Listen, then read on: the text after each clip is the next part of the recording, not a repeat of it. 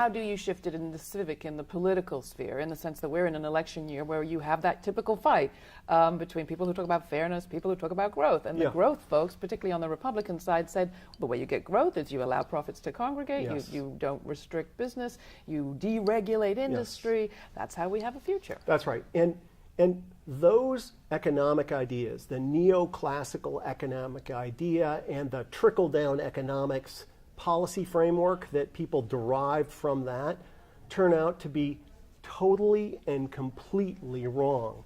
Tax cuts don't lead to growth. Investments in the middle class do.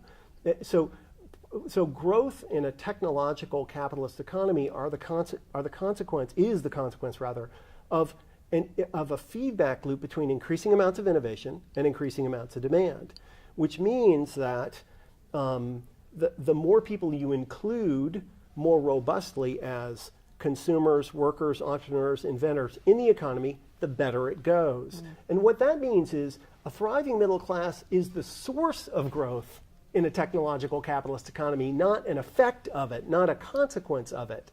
Which means that raising the minimum wage isn't bad for capitalism, even though it may inconvenience a few capitalists in particular. It's indispensable to capitalism. A thriving middle class is the source of growth in a technological capitalist economy, not a consequence of it.